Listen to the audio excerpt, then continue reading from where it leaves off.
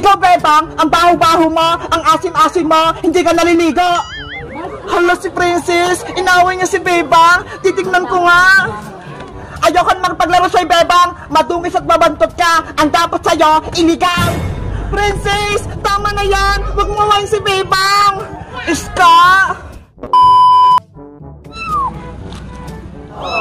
Hala, may pusa. Kawawa naman. Oh, no.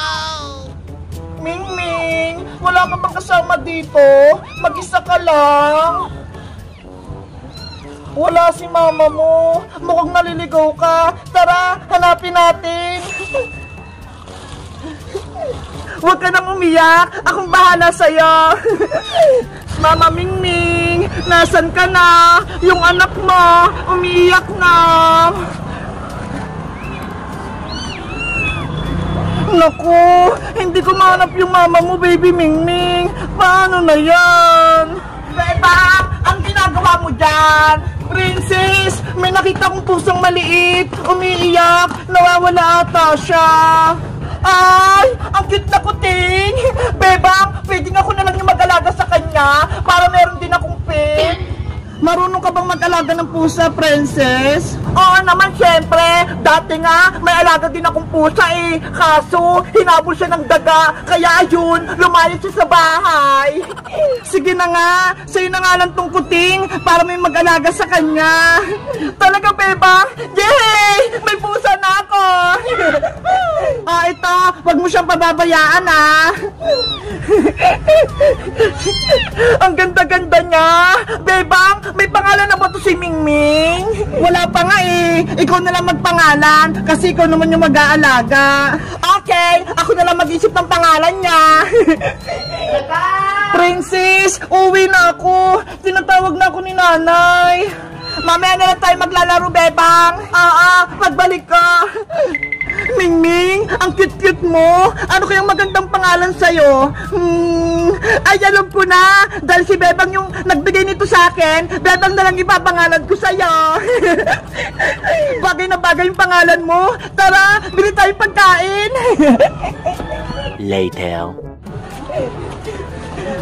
Nasaan kaya si Princess tsaka si Bebang? Ang sabi nila, maglalaro kami.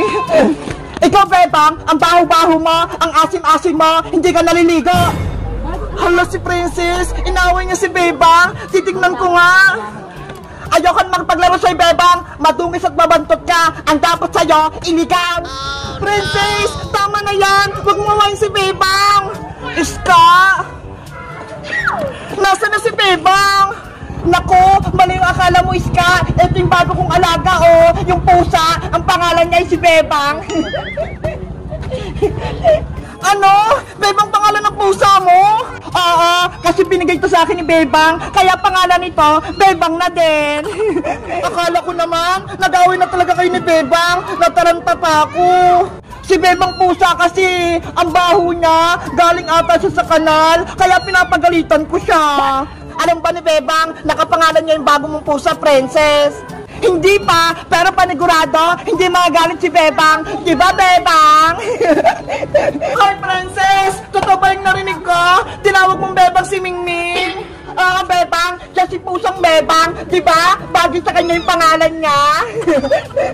Ano ba yun, Princess? Hindi pwede. Magkapangalan kami. Basta, ang pangalan ng pusa ko, siya si Bebang. Tara na, Bebang pusa, umuwi na tayo. Mag-aagbol ka pa sa bahay ng daga. Princess! Palitan mo ng pangalan yung pusa mo. Ayoko. Anong ba yan? Dapat hindi ko na lang binigay yung Ming-Ming kay Princess. Ang kulit talaga ni Princess. Kayo guys, anong mga pangalan ng mga alaga yung aso at pusa? Mag-comment lang kayo. Bye-bye!